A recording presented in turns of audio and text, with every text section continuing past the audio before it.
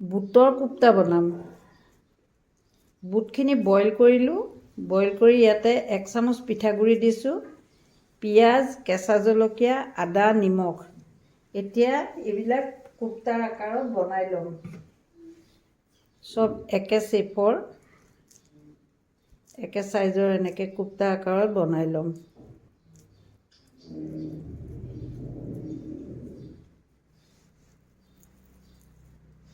এনেকৈ বনাই ল'ম কোপ্তা আকাৰত। গোটেইকেইটা এনেকৈ বনাই ল'ম। ইমান সোৱাদ খাবলৈ, নিমখ দিছোঁ লগত, তেহে সোৱাদ হ'ব, নহ'লেতো পাহৰিয়ে যাম ন। ধুনীয়াকৈ ভাজি মই তাৰপিছত গ্ৰেভি বনাম। কোপ্তাকেইটা ৰেডি কৰি আছোঁ এয়া।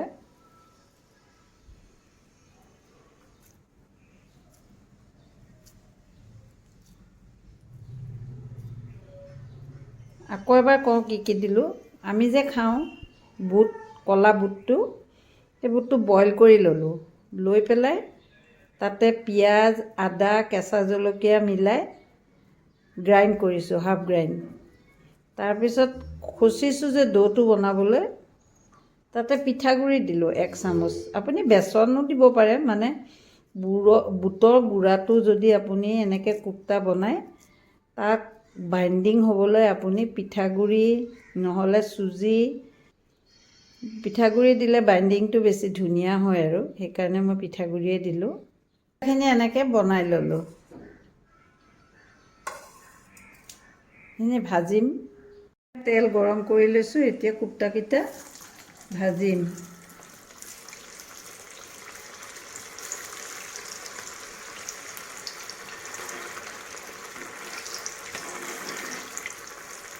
বুটৰ কোপ্তা।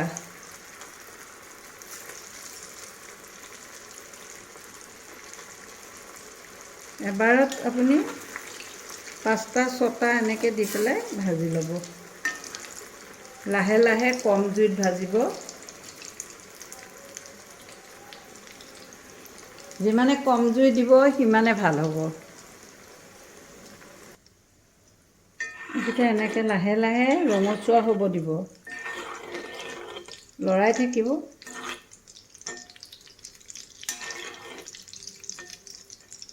ইমান ধুনীয়া হয় চাওকচোন কোপ্তাটো, পূৰা ৰঙচুৱা কৰি ভাজিব।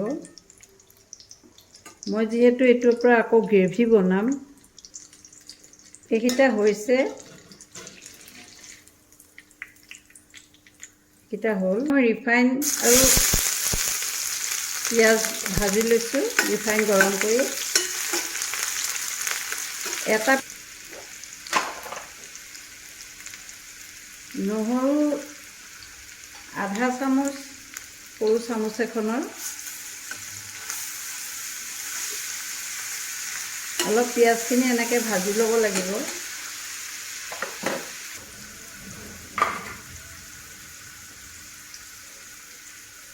তেলতে এই আধা চামুচ হালধি দিছোঁ,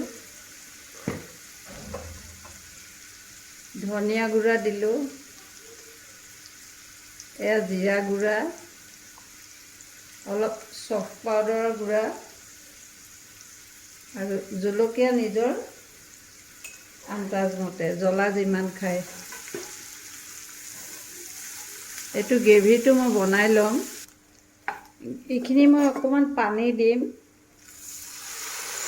পিচি থোৱা বুটৰ গুড়া ইয়াত দি দিছোঁ, তেহে গ্ৰেভিটো ডাঠ হ'ব।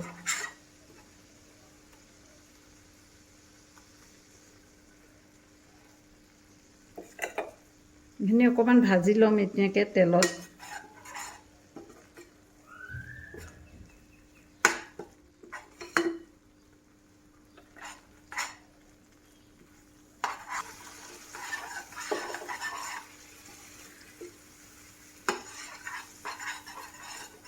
এইখিনি সিজিবলৈ ভালকৈ পানী দিব লাগিব। এয়া পানী দিছোঁ। 10 মিনিট সময় উতলিব লাগিব।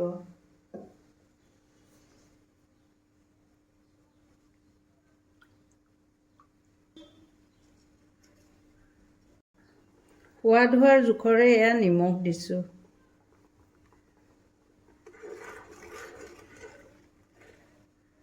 মই অলপ বুটৰ গুড়া দি দিলোঁ কাৰণে এইখিনি ডাঠ হৈ গৈছে। এইটো উতলি থাকোঁতে এনেকৈ ঘি দিব অলপ। মই 2 চামুচমান দিছোঁ। আৰু দিম মই ইয়াত গৰম মছলা। এয়া গৰম মছলা অলপ দিছোঁ।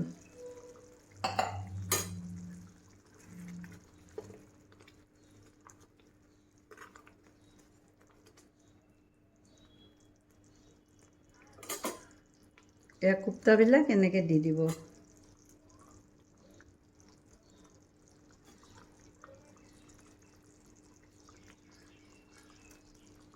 হৈ গ'ল আপোনাৰ।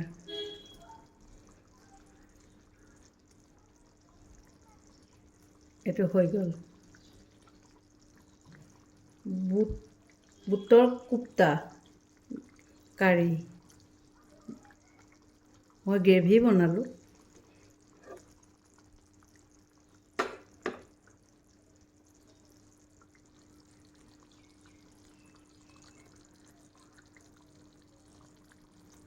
খাবৰ সময়ত এবাৰ লৰাই ল'ব।